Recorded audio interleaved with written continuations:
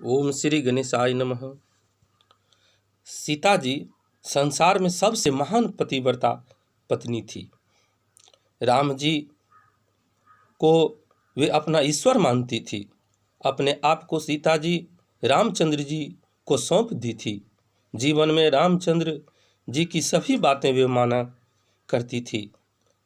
उस समय अनिरुद्ध बाबा प्रवचन में कह रहे थे कि सीता जी की हर बात रामचंद्र जी मानते थे।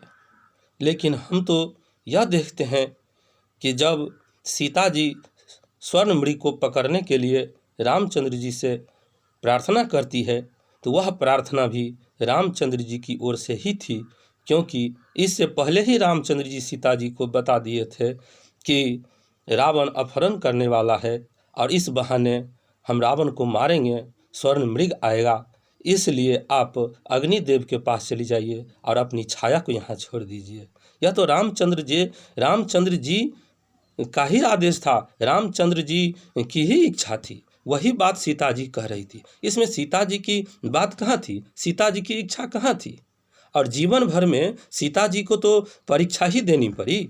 यदि सीता जी की बात मानने की बात होती तो उनको अनेक परीक्षाओं से नहीं गुजरना पड़ता। अग्नि परीक्षा हो या अंत में अपने पुत्र को साबित करने की कि मेरा ही पुत्र है, यह परीक्षा भी, इसी परीक्षा के दौरान वे पृथ्वी में समा गई थी।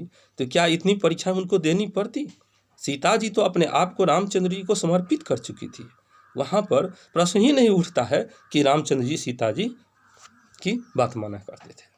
एक बात। दूसरी बात, अनिरुद्ध बाबा यह भी कह रहे थे कि गोर को गोर से विवाह करना चाहिए, काला को काला से विवाह करना चाहिए। उनको यह सोचना चाहिए कि कृष्ण भगवान और राधा जी, कृष्ण भगवान और रुक्मिणी जी जिनका वे गुणगान करते हैं, वे कृष्ण भगवान काले हैं, रुक्मिणी जी गोरी हैं।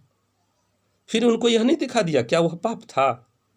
तो इस तरह से बाबा तो बहुत अच्छा प्रवचन करते हैं, धन्यवाद है, लेकिन कभी कोई फिसलना नहीं चाहिए। लोक मर्यादा को ध्यान में रखते हुए, लोक में अच्छे संस्कार को ध्यान में रखते हुए प्रवचन करना चाहिए। एक पत्नी जो है वह पतिव्रता तभी हो सकती है जब अपने आप को वो पति को सौंप दे, और गुणों का ध्यान, योग्यता का ध्यान शादी में रखा जाना चाहिए। जय श्री राम।